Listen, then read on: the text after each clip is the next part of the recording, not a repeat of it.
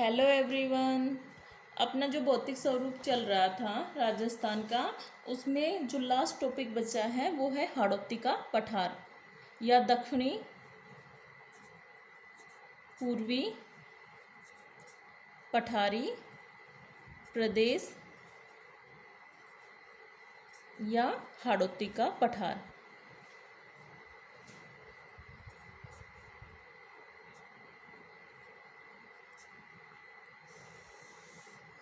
ये है अपना आज का टॉपिक। जो ये दक्षिणी पूर्वी पठारी प्रदेश या हाड़ौती का पठार है, इसका जो निर्माण है ना वो ज्वालामुखी के द्वारा हुआ है। ज्वालामुखी के दरारी उद्भेदन के कारण। ज्वालामुखी तो आप जानते हो, जैसे चट्टानें हैं उसमें दरारें वगैरह पड़ जाती हैं तो ज़मीन के अंदर से ज्वालामुखी निकलता है, जिसमें राख लावा वगैरह अनेक उसमें जो जैसे गैस से वगैरह सम्मिलित होती हैं। तो ये जो दक्षिणी पूर्वी पठारी प्रदेश है उसका जो निर्माण हुआ है वो किससे हुआ है? ज्वालामुखी के दरारी उद्भेदन के द्वारा इसका निर्माण हुआ है। क्योंकि दरारों की जो दरारें होती हैं उनसे है ना अनेक प्रकार का, जैसे लावा, गैस, अनेक प्रकार मिट्टी के कण वगैरह है ना, ये बाहर आते हैं और उसके वो है ना दूर दूर फैल जाते हैं। जैसे मान लो ये कोई जगह है, ये कोई मान लो पर्वत है, कहीं भी आ जाता है तो यहाँ से ये ज्वालामुखी आ रहा है। तो इसके पास है ना ये वाला एरिया, जैसे ज्वालामुखी ऐसे फटता है तो इसके पास ये वाला एरिया है ना, तो इनमें बहुत सारे जैसे लावा वगैरह ये इकट्ठा हो जाता है। तो इसका निर्माण लावा के द्वारा निर्मित है। हाड़ौती के पठार को लावा प्रदेश के नाम से भी जाना जाता है। अब है कि जो ये हाड़ौती का पठार है ये 7% क्षेत्रफल पर फैला हुआ है और यहाँ पर राज्य की 11% जनसंख्या निवास करती है। और इस प्रदेश का जो ढाल है ना वो दक्षिण पश्चिम से उत्तर पूर्व की ओर है। उत्तर पूर्व की ओर इसका ढाल है, क्योंकि जो चंबल नदी है वो उत्तर पूर्व की ओर बहती है। देखो आपको एक बार मैप में दिखाती हूँ। ये है अपना हाड़ौती का पठार या दक्षिणी पूर्वी पठारी प्रदेश। यहाँ पर ये मैं आपको बता चुकी हूँ कि इसका निर्माण किससे हुआ है? ज्वालामुखी के से हुआ है। और इसका ढाल है ना दक्षिण पश्चिम से, ये वाला भाग दक्षिण हो गया, इधर वाला पश्चिम, दक्षिण पश्चिम से उत्तर पूर्व, यानी ये उत्तर और इधर पूर्व, उत्तर पूर्व की ओर इसका ढाल है। क्योंकि चंबल नदी है ना ऐसे निकलती है, ऐसे चंबल नदी जा रही है तो इसका ढाल भी ऐसे ही हो गया। ठीक है। अब आता है जो ये हाड़ौती का पठार है ना, इसमें दो मुख्य विशेषताएं पाई जाती हैं। फर्स्ट है विंध्यन कगार,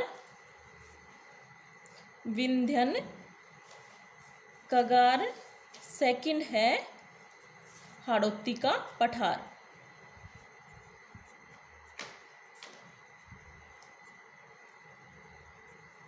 जो ये विंध्यन कगार है, यह कगार भूमि है ना, इसमें अनेक प्रकार के बलुआ पत्थर वगैरह और सलेटी पत्थर हैं वो पाए जाते हैं। और ये विंध्यन कगार है, ये विंध्याचल पर्वत होता है ना, इंडिया के मैप में आप देखते हो विंध्याचल पर्वत है, उसका ही पश्चिमी भाग है। विंध्याचल पर्वत का पश्चिमी भाग है कौन? विंध्यन कगार है। और यह जो ये कगार है ये राजस्थान में, जैसे ये प्रतापगढ़ से लेकर धौलपुर तक ऐसे लाइन है। जैसे मैप में दिखाती हूँ आपको, ये वाला जैसे ये कगार भूमि है ना, ये विंध्यन कगार है, ये प्रतापगढ़ से लेकर कहाँ तक फैली हुई है? धौलपुर यहाँ तक फैली हुई है। और इस जो ये क्षेत्र है यहाँ पर गुलाबी पत्थर भी पाया जाता है धौलपुर जिले में। और यहाँ प्रतापगढ़ जिला है जो उसमें है ना मानपुरा, केसरपुरा जो क्षेत्र है वहाँ पर है ना हीरे का उत्पादन होता है। हीरे की यानी खाने पाए जाते हैं। कहाँ पर पाए जाते हैं? कौन से क्षेत्र? विंध्यन जो कगार नुमा क्षेत्र है प्रतापगढ़ जिले में है, ये वहाँ पर पाई जाती हैं। अब अपना जो अगला क्षेत्र है वो है हाड़ौती का पठार।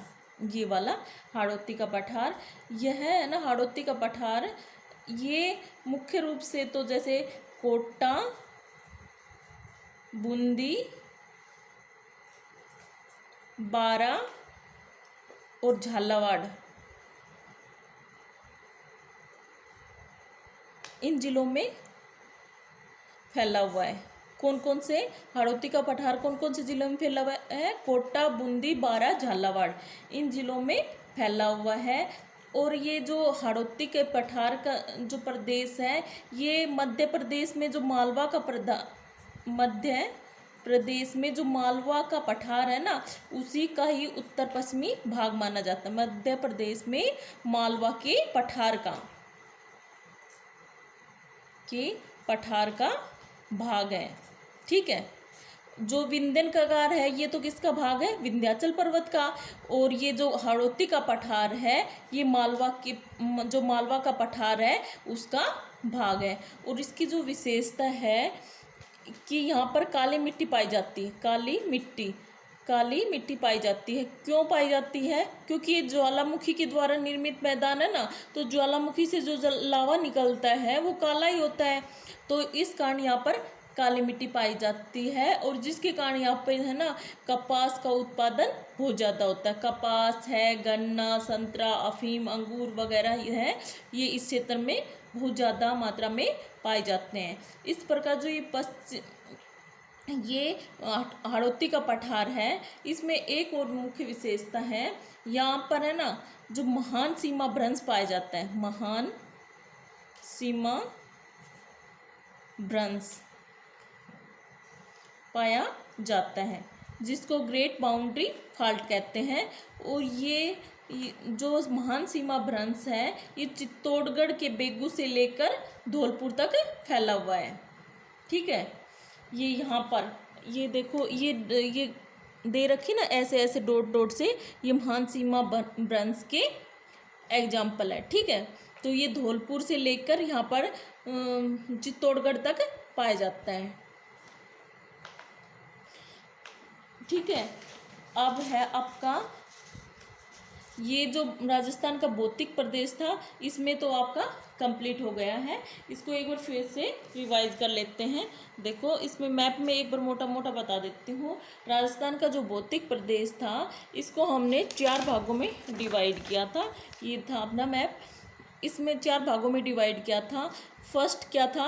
पश्चिमी मरुस्थलीय प्रदेश, जिसको थार के मरुस्थल भी कहा जाता था। सेकंड है अरावली श्रेणी या पहाड़ी प्रदेश। थर्ड था पूर्वी मैदानी प्रदेश। और फोर्थ था दक्षिणी पूर्वी पठारी या हाड़ौती का पठार। फिर जो पश्चिमी मरुस्थलीय प्रदेश था, इसको पश्चिमी मरुस्थलीय प्रदेश और अरावली को जो अलग करती है, वो 50 सेंटीमीटर समवर्षा रेखा है, वो अलग करती है अरावली को और पश्चिमी मरुस्थलीय प्रदेश को। जो यहाँ पर 25 सेंटीमीटर समवर्षा रेखा थी, वो जो पश्चिमी मरुस्थलीय प्रदेश है, इसके शुष्क भाग और अर्धशुष्क भाग को अलग करती है। यानी कि जो पश्चिमी मरुस्थलीय प्रदेश है ना, इसको तो हमने 2 भागों में बांट दिया था, शुष्क मरुस्थलीय प्रदेश, अर्धशुष्क मरुस्थलीय प्रदेश। फिर हमने जो शुष्क मरुस्थलीय प्रदेश था, इसको भी 2 भागों में डिवाइड किया था, बालू का स्तूप युक्त और बालू का स्तूप मुक्त प्रदेश। फिर था अर्धशुष्क मरुस्थलीय प्रदेश, इसको भी हमने कई भागों में डिवाइड किया था।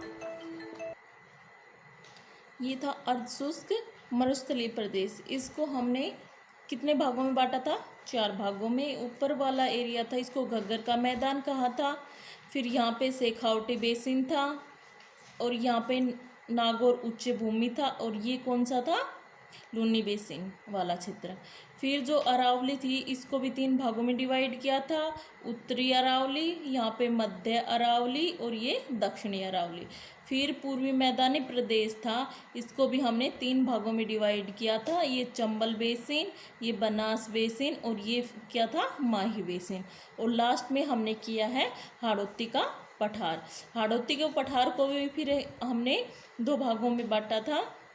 दक्षिणी, ये एक तो हाड़ौती का पठार हो गया, एक विंध्यन कगार हो गया। अब अपना जो राजस्थान का भौतिक स्वरूप है, ये कंप्लीट हो गया है। और आगे हम जलवायु के बारे में पढ़ेंगे। और ये है ना जो राजस्थान का भौतिक स्वरूप, ये इसमें से हर बार एक क्वेश्चन पूछा जाता है, तो आपको इसको डिटेल से और अच्छे से लर्न करना है। ठीक है, आगे का नेक्स्ट वीडियो में करेंगे। Thank you.